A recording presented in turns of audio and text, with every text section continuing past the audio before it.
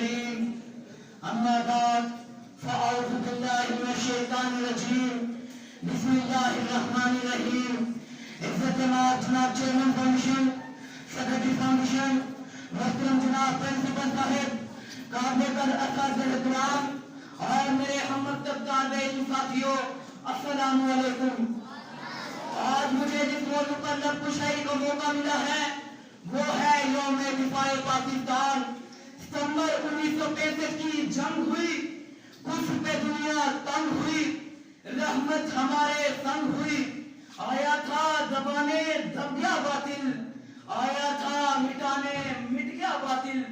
آیا تھا جھکانے جھک گیا باطل، قتل ہوا پھر خود وہاں قاتل، وجاء الحق وزهق الباطل ان الباطل كان زهوقا۔ صدر علی وقار آزاد قوموں کی تاریخ میں کچھ ایسے دن جاتے ہیں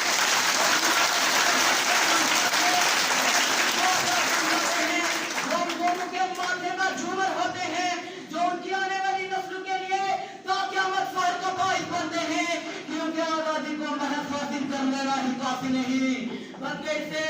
غیر و حمیت کے ساتھ برقرار رکھنا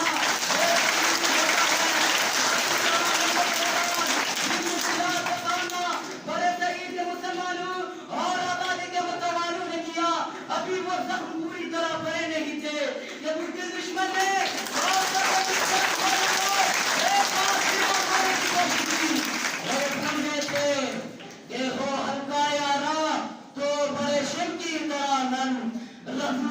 حق و باطل ہو تو فولاد ہمیں۔ صدر علی وقار 1965 مبارک نے اپنے ناپاک ارادے کو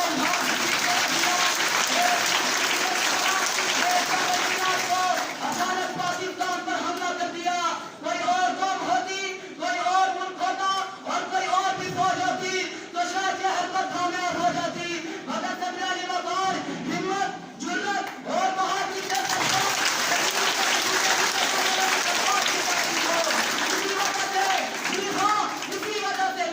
ساتھ پاکستان کے نام سے یاد کیا جاتا ہے، کیونکہ اس دن پاکستان قوم کے غیور ہوں اور بہادر فوج نے بھارت کو نہ صرف ذمہ داری دکھائے بلکہ میجر علی پٹی جیسے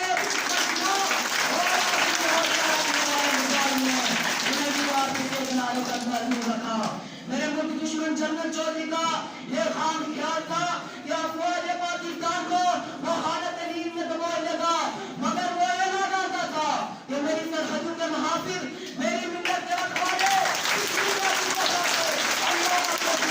اپنی شہادت کی جوان مانگتے ہیں۔ میرا دشمن مجھے کمزور سمجھنے والا مجھ کو دیکھے کبھی تاریخ کے آئینے میں،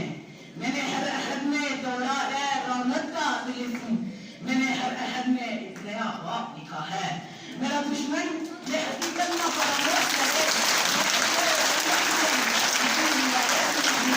اس کو میدان پہ کفاری کی عادت ہی نہیں، ایسا ہے بدن میں کردار نبی ہوتا ہوں، دشت دربل ہو تو میں ابن علی ہوتا ہوں۔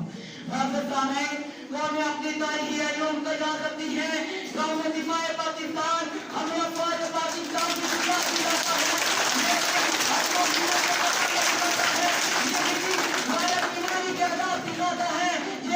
پاکستان کا فتح، پاکستان کی فتح و نصرت کا پرچم لہراتا ہے۔ یوم دفاع پاکستان جس کی تجربی سے قوموں کے مستقبل سمجھتے ہیں، اس کی تابشوں سے آسمان فکر و دانش پر نئی صبح نکلتی ہیں، نئے سورج ابھرتے ہیں۔ قاتل ہے تو تابع تقدیر مسلمان، قاتل ہے تو جو ہاتھ ہے تقدیر الہی، قاتل ہے تو شکستہ ہے شمشیر کے بھروسہ، مومن ہے تو ایسے سنتا ہے سپاہی۔ صدر علی وقار خوراک اور پانی کے بند رہنے کے باوجود پاکستانی افواج نے دشمن کا ڈٹا مقابلہ کیا اور لوگوں نے اور ان کا چین دیا اور ہندو کو جب اپنا دیش بھی آنسو سے جاتا ہوا دکھائی دیا تو پار کر ہاتھوں میں کچھ ہٹانے کا پتا کرنے کی بات کرتے ہوئے انہیں جنگ بند کرنے کی اپیل کی۔ اقوام متحدہ کی درخواست پر پاکستان